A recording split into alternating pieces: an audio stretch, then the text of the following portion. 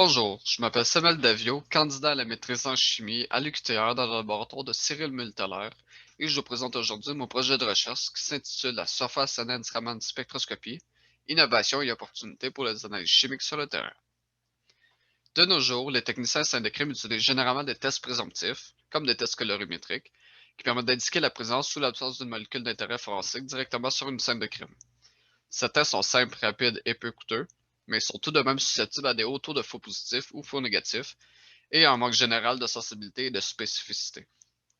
L'alternative consiste à employer la technologie portative comme la spectroscopie Raman, qui permet d'améliorer la sensibilité et la spécificité de la méthode, mais qui demeure tout de même susceptible à la fluorescence parasite qui venait masquer nos signaux et empêcher l'identification.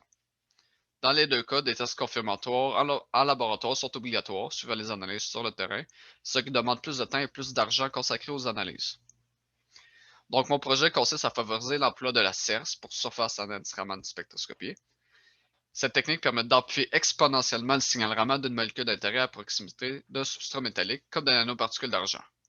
On peut voir ici que le CERS du 4-ATP a des pics beaucoup mieux définis et intenses que celui de son Raman, qui est masqué par la fluorescence qui empêcherait l'identification dans ce cas-ci, alors que le CERS a des pics bien définis qui permettraient l'identification. Les objectifs de mon projet sont en deux phases. Tout d'abord, l'optimisation de la synthèse de nanoparticules d'argent et la validation de la fiabilité de la méthode.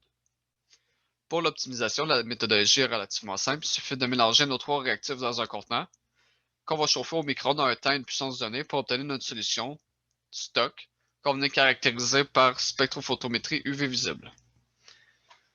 En spectrophotométrie UV visible, on va tout d'abord mesurer l'absorbance, qui me permet, selon la loi de Berlambert, d'affirmer que plus que notre absorbance est élevée, plus que notre concentration de nanoparticules est également élevée, ce qui est intéressant dans le cas d'une synthèse.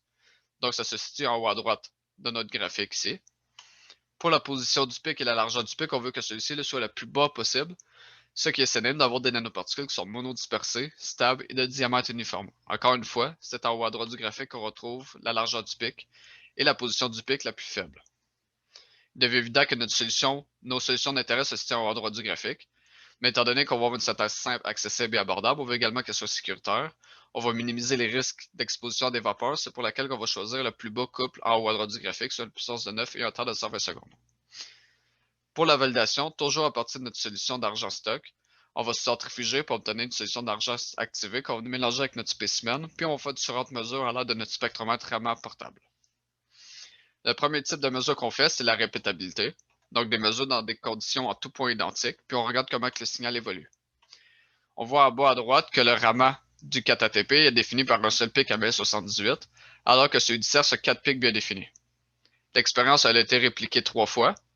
Dans les 3 cas, on peut voir que le pic à 1078 caractéristique du Raman, on commence à le perdre, alors que celui du CERS commence à évoluer dans le temps puis augmente avec une fluctuation. Cette fluctuation est représentée dans le graphique en bas à gauche moyen du spectre CERS du 4-ATP. La précision est évaluée par rapport à la largeur du nuage ombragé. Plus que celui-ci est élevé, moins on a une bonne précision. Et on a une amélioration de la précision si on emploie une solution colloïdale sèche à la place d'une solution colloïdale fraîche. Donc on voit l'amélioration étant donné que le nuage ombragé est beaucoup plus faible. Pour la reproductibilité, la seule différence entre la reproductibilité et la répétabilité, c'est que pour la reproductibilité, on va varier la position à laquelle on fait nos mesures. On voit que pour le 4-ATP, qui est un molécule très sensible, on a un très faible pourcentage d'RSD. On veut que celui-ci soit en bas de 20% pour affirmer que notre méthode soit reproductible. Pour la TNT, qui est un explosif standard retrouvé sur une scène de crime, on respecte encore une fois la limite de 20%. Mais dans le cas du fentanyl, qui est une drogue de synthèse beaucoup plus puissante que l'héroïne, on est légèrement au-dessus de la limite acceptable de 20%.